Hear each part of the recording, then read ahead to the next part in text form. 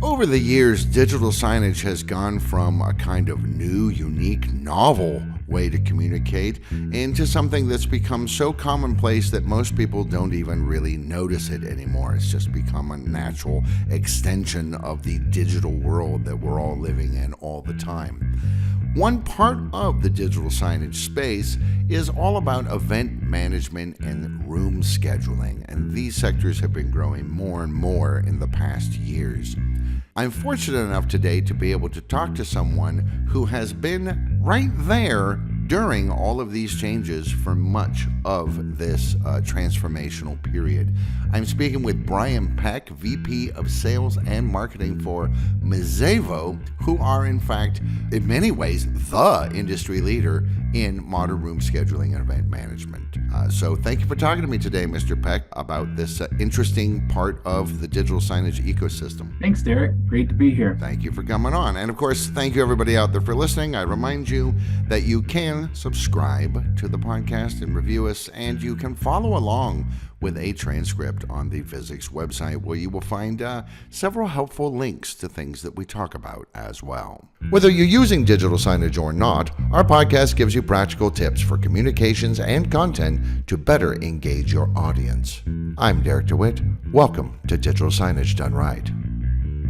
So, Mr. Peck, right out of the gate, I gotta say, Mazevo, it's an unusual name, and it even has a little accent mark over the E. Does it mean something, or is it just, hey, this is a nice sound? Yeah, it does mean something, actually. So Dean and I came up with that name while we were getting the company started, and we were trying to think of a catchy name for it. And after thinking about it for a while, we started thinking about other languages, and we stumbled upon this word. It's actually a Greek term. It means gather in Greek. And we just liked the sound of it. We also liked kind of the connotation that it brought with our software. So it stuck, and here we are. It's interesting that it's Greek, because a fairly new product from Visix, this sort of bring your own device AR room scheduling platform called Koros. My wife ended up suggesting that name, and that is an old Greek word for a dance that was performed in a circle, basically. So not dissimilar. There's a Greek thing going on here. It must be. And it actually helped us land our first international client, funny enough. It was a university over in Greece that saw the name. I don't know if they thought we were a Greek company at first or whatever, but yeah, we got to talking to them, and it was a great fit. And of course, Greece is awesome. So, hey, we'll take it. Now, of course, it used to be called Dean Evans and Associates. You mentioned Dean, that is Dean Evans of Dean Evans Associates. And he really kicked this off way back when. When did it start off? In the early 90s, even earlier? Yeah, even earlier, actually, mid 80s. 1986 is when he started Dean Evans and Associates. He was truly one of the pioneers in this industry, which is still kind of, I think, thought of as a niche industry to a lot of folks. I mean, if you go outside of the people that we talk to on a regular basis that are managing conference centers and university event centers and things like that, they're like, scheduling software, isn't that what Outlook does and things like that? But back then, when he started the company, prior to that, it was pen and paper, and typically these facilities would have a great big book. It was literally a book with huge pieces of paper that had like a big grid on it, and they would pencil in when somebody was using a space and write some details in there and everything. So his software came around when people were first making that transition to becoming computerized, and I think his first software was on a mainframe, and it was DOS based and all of that stuff. I was going to say, this is way before anything that I think most people today would recognize as a computer. There were no real laptops. I think I had an IBM clone 486, which was, with the amber and black screen instead of the green and black. So it was like fancy, Right. Yeah. To render an image of any decent quality took only 12 minutes. Yeah, right. Yeah. It's amazing how far things have come, isn't it? Yeah, that's for sure. So now, do you know why? Because I know you work quite closely with him, and you're personally quite close. Why did he even see this need way back then? He just one day was looking at all this paper. It was a disaster. I mean, it was just so hard to keep anything of any decent size, a conference or anything, organized because of the system. Did he just look at this and go, man, there's got to be a better way to do this? Or was there another impetus? So at the time, he was doing accounting work and started going into the software world from his accounting work there, and had someone approach him. It was actually Colorado State University here in Colorado, where we're located, approached him at that time and said, hey, would you be able to help us write a software package to help us with scheduling our space? They have, and do up there, they have one of the larger student centers in the country, and just needed a better way to manage it. And so he said, yeah, I can help you with that. And so it really started from there. That is a classic business success story, right? Some forward thinking client looked around and went, man, we don't know how to do this, but maybe this guy does. Let's ask him. He was game. And lo and behold, a new industry was born. Yeah, that was it. And in fact, they even encouraged him once he wrote the software and it was successful there, and they got it implemented and everything. I believe it was the director of the student center there really encouraged him and said, listen, I know there are others that need the same kind of thing. You need to approach them. And, so there wasn't any of this intellectual property or, anything like that. They were just like, no, get it out there if you want to. So he just kind of took it and ran with it at that point. At the time, this was cutting edge stuff. Wow, look what these computers can do. Amazing. Quite a lot of time has passed since then. And as we mentioned, the technology has improved by leaps and bounds to the point where, as the old cliche is now, we're all walking around with a computer in our pocket that is a number of exponential times more complicated than the computer systems used to put the Apollo astronauts on the moon. And yeah, we use it for, cat videos and things like this, but also for things like event management and so on. So over the years, you must have seen some pretty interesting milestones and changes to the whole way that not only that the technological solutions can be presented and the problems that they can solve that maybe were unsolvable before, but also the way that organizations are thinking about this because of the technology. For sure. So Dean and I started working together. Actually, it was the late 90s when I kind of showed up there. And if you recall, it was like in 99, 2000-ish. That's when the whole .com bubble was expanding, if you will, before it popped. So everything was kind of moving to the web at that point. So by that point, most businesses had embraced computerization of everything, and we were now moving into the web. And so I kind of saw that from its early stages when it really hadn't hit the scheduling world too much yet. Everything was still, client server, and you do things on your computer. But more and more people were starting to consider the web and like, hey, can we share some information? Can we get a calendar out there that shows people, hey, this is what we have going on in our facilities? And then could people go online and request our facilities from us? So that has, over the years, only continued. And we're now at a point at this day and age where it's just like, that's table stakes. It's like, of course, it's got to be web-based. Of course, it's got to be accessible to everybody online. I'd say it's really picked up steam in the last decade or so, probably, 6, 7 years, the whole mobile side of this, where it's like, not only do I want it accessible from my computer, but I just got to get to it on my phone, right? It just seems like we take that for granted now. But moving to mobile has been interesting in this space because it's more than just what does this facility have going on and how can I see the schedule and things like that. But it's a lot from the operations standpoint. So the folks that are actually holding events and then setting up the rooms, delivering equipment, making sure the event goes off okay, getting to all of that information from their phone has been a real change, because prior to that, everything was paper. It was just printed out. So that's been another big change just to see things move that direction there. That's for sure. I think it's really interesting that in this space, particularly, it seems like the primary driver has been need based. Some software companies, heck, I remember the early web, mid 90s, GeoCities showed up and it was so easy to make a website. And then people were like, hey, it's easy to make a website. What do I make it about? I don't know.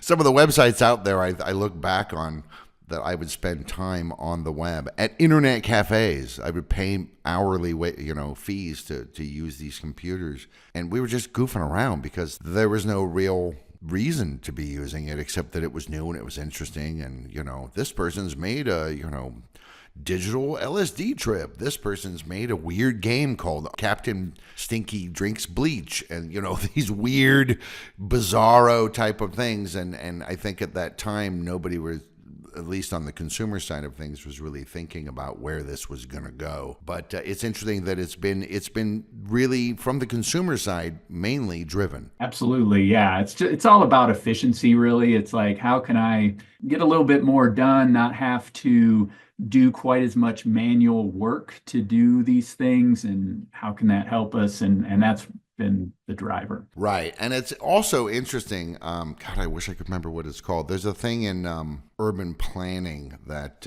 was discovered, I think, during the time of Robert Moses, when he was basically in charge of New York City. Like, so for example, wow, traffic's really bad, heavy congestion. Let's build more bridges. Let's build more roads. Let's build wider roads, thinking that would alleviate the congestion. But it doesn't.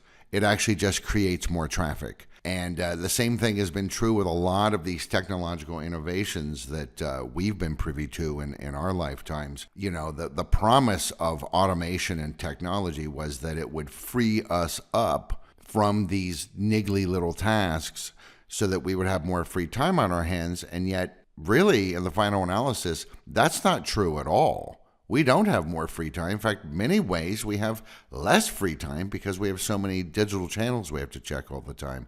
But in this space, it is in fact fulfilling that promise and saving people time and effort. Yeah, I would definitely say that's true. I mean, it's something that people, I think they just rely on it to do their job, and it does accomplish quite a bit. Even today, I mean, we get folks that maybe are, I would call them kind of lightly automated, where they have a system in place to do a lot of things that Mazevo does, but they realize that it's like, wow, this thing could really do so much more for me and things like that. And we see, there's continued transformation as they adopt more of the features and things that it can do for them. Now, of course, one of the newer innovations started off again as a consumer product, which was the Kindle. That's when we really saw e-ink and e-paper start to take off in a big way, even though the technology had been around actually for a while. But it was one of those things that companies were like, I don't know, what are we going to do with this?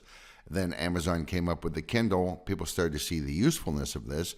And now some time has passed and we have EPS room signs out there, which is an extension of the room sign concept. And a room sign, of course, is a small little mini computer that's kind of like a tablet, but not really, that sits outside of a room and is tied via the web or through cabling to your calendaring system and whatever platform you're using. People can book right there at the room. They can see the schedule, a week out in advance and so on and so forth. The EPS signs do the same thing, but because it's e-ink and it uses so little power, they're lightweight, they're easy to move, and they're really affordable. They're great. In preparing for this interview, I talked to some of our customers and just to get a sense of where things are with the digital signage. One of the things that one of them brought to my attention that I didn't even think about with the e-paper signs was, this was a university in Hawaii, actually. So you can imagine nice tropical climate, everything like that. And they actually have some spaces where their main entrance to their meeting rooms is from an outdoor kind of patio area, right? And so what they wanted to do is they wanted to have signs out there, but given the weather and things like that, a traditional digital sign outside those rooms, then you got to worry about them getting wet and everything like that. Well, they took some of these EPS signs and put them on like a mobile stand, and then they can just put them out in front of the room when there's events going on and bring them back in. And that's, that was just a use case I had never even thought of there. Ah, that's very interesting. I like this idea because hey, look, the thing is out.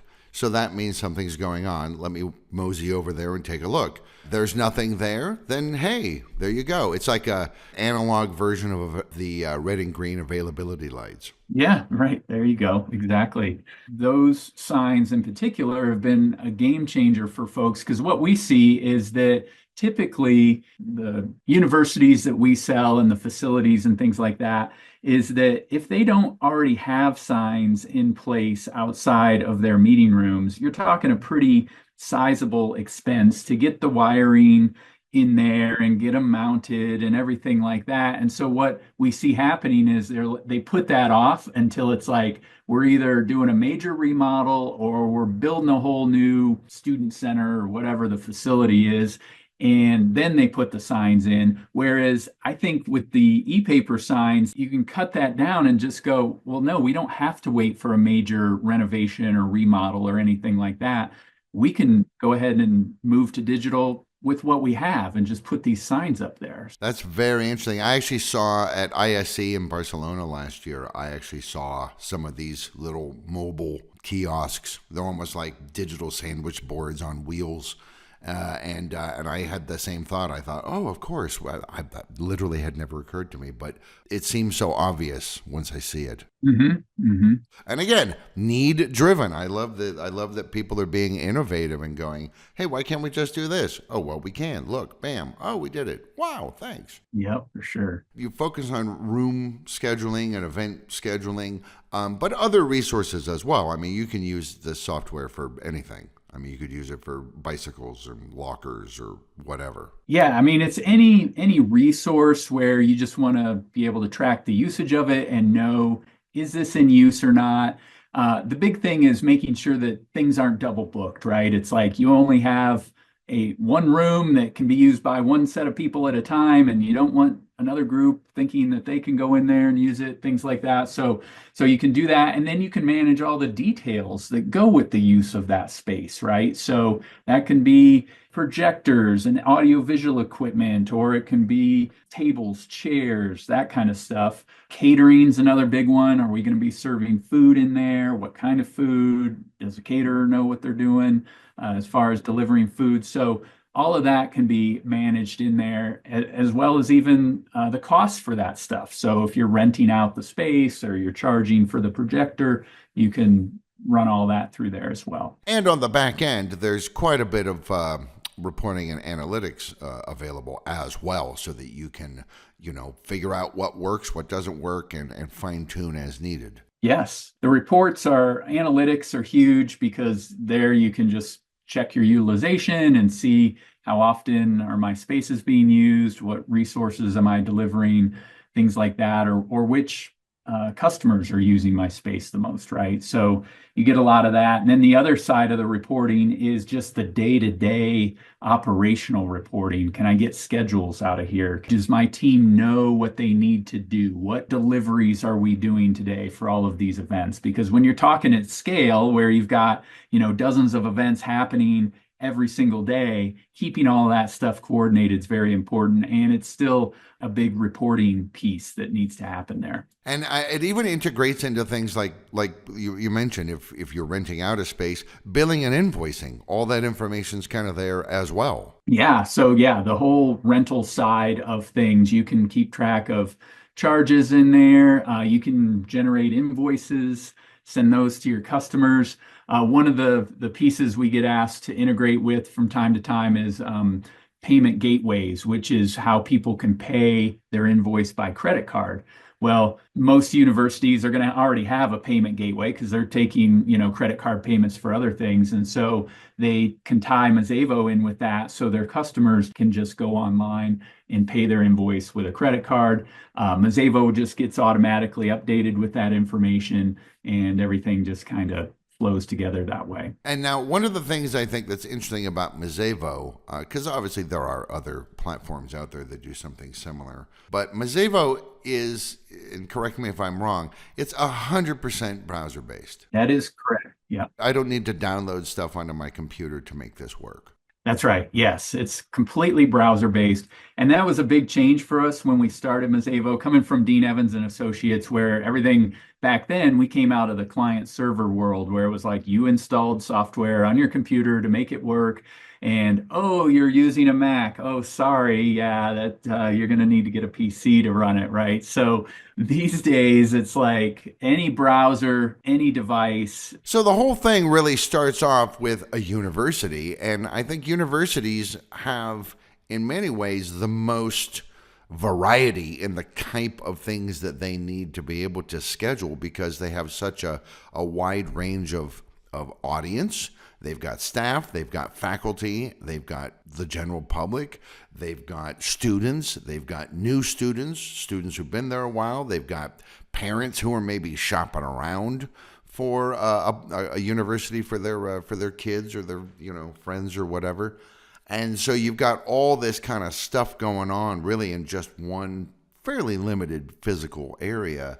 Universities are really, really starting to use this more and more, I think. Oh, yeah. Yeah, that's a great insight. If you look at our customer base, I mean, the student centers are a big user of this type of software because they're kind of the meeting space, the central, they call themselves a lot of times like the living room of a college campus where it's just where people get together and, they can hang out, they can study, they can have their events, things like that. So they're a big user of this, but there are so many areas of campus where you see things like athletics is another big one, or a lot of schools will have a performing arts center with events going on, or they'll have a conference center somewhere on campus. Or you even see with these larger schools, they might have the professional schools like the law school, the business school, the medical school. Those kind of almost become a college unto themselves at that point. I mean, they have all kinds of space that they have to manage, classrooms, everything like that. So there are a lot of different types of spaces that get used on a campus. And then, like you mentioned, the different audiences, right? You've got students and staff and faculty, and even the outside community will be using space a lot of times. So you've got all of those different audiences right there. And then you mentioned too, like new students, freshmen.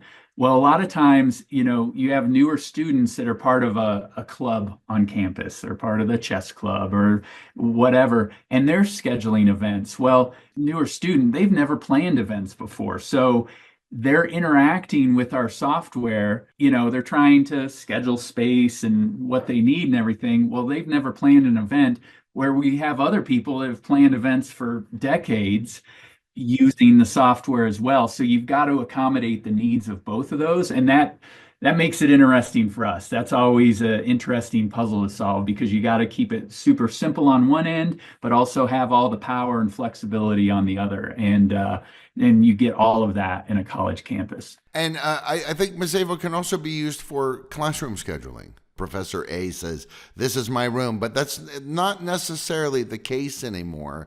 And spaces themselves are becoming more flexible. We talk a lot about hybrid work, but I think some college campuses and universities are also going to at least a semi-hybrid model.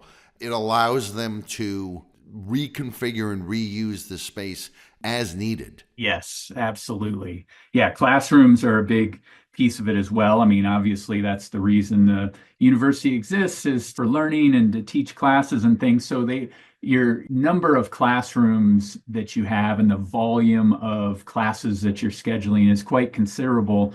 And so tools to make that process more efficient is extremely important. And Mazevo helps with that as well. With classroom scheduling, the way that it's different from event scheduling is that it's all done typically only a couple of times a year, right? You're planning for the fall semester, or you're planning for the spring semester, things like that. So it's very concentrated and you're doing all of the scheduling kind of at once. I mean, it goes on a little bit, whereas event scheduling is kind of consistent throughout the year and things like that. So it's it's very concentrated, and you just have to get all of these classes into the right room and keep Professor Bob happy with where he ends up and things like that. So they're juggling quite a bit. And so Mazevo helps them automate that by finding and making sure that the right class is in the right room at the right time and nothing's conflicting and things like that. So that's a big piece. It also needs to tie in tightly with the student information system. That's like the ERP, the main business system of the university that has all the student records and the classes that are being taught and things like that. Well, that's kind of the holder of all academic information there. So Mazevo needs to be able to talk to that so that it gets updated with where all these classes are happening. So that's a big piece of it as well. The other thing that's really important with this too, like you mentioned, is as these universities are kind of thinking about their space differently or repurposing space, or just trying to get more usage out of it. A lot of it boils down to just better utilization. They need to know, hey, that classroom's available. We could have a meeting in there, or somebody could use that for their activity or their event. So having all of that in one place is very important so that I don't need to go talking to different people on campus or looking in different systems to see what's available that way. Right. Just because it's called a classroom doesn't mean we have to only have classes in it. And it also, thinking about the sort of picadillos of professors, because, you have a whole age range there and different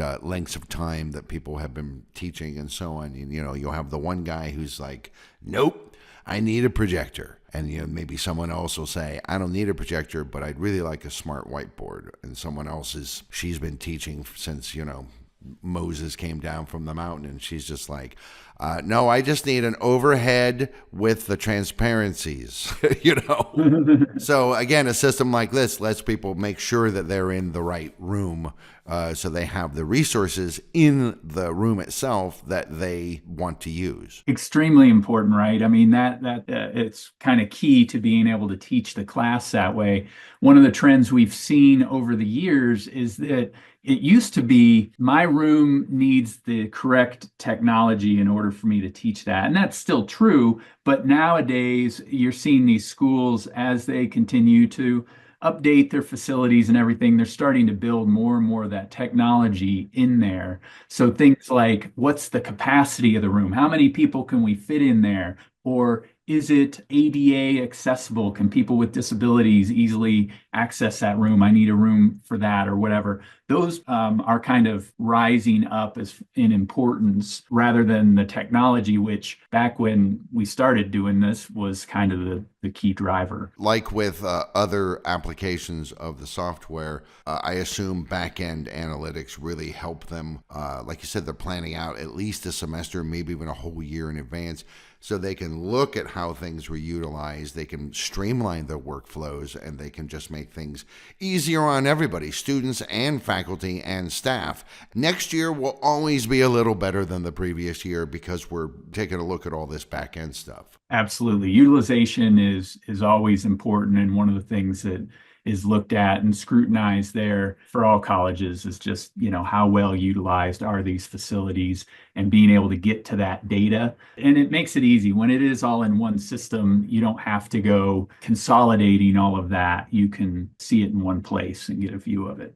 So another trend that we've seen out there with the universities is this idea of risk management, right? So if you think about it, if you're having a large event on a campus and there's people coming to campus maybe for that event, or maybe it's just for your students and staff or something like that, but it's just we're having a lot of people together, and how do we make sure everybody stays safe and nothing bad happens and things like that. So more and more, there's a lot more scrutiny and oversight on the events that are happening, maybe than that was in years past.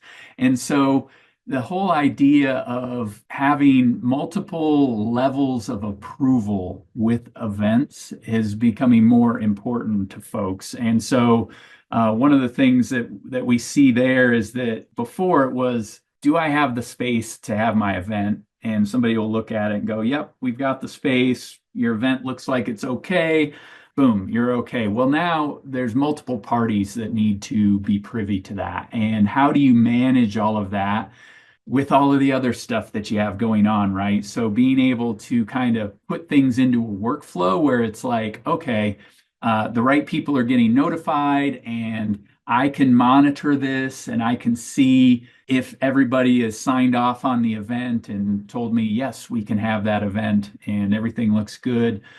That's becoming more and more important for folks. And so we see a lot of that out there with, campus safety and things like that. What do you think is going to happen in the next few years? How much do you think it'll change? What are some of the needs that still need to be fulfilled? Or what are some needs do you think that will come up that maybe are brand new or don't even exist yet? Well, we one of the things that we think about here, AI is getting all of the buzz right now, right? So it's like, where's that going to go with this kind of software? Now, I see it as being kind of more just an automation tool at the moment for this type of system where it's like, oh, I could maybe just talk to the system and have it do some things for me or something like that. But outside of that, I'm not really sure that we know where AI fits into all of this with the scheduling, because there's so much of a human aspect that goes with events, which is like, I want to have my meeting in this room and not that room. And I don't like the art in that room. yeah, it's like people are going to still want to make those choices and not just,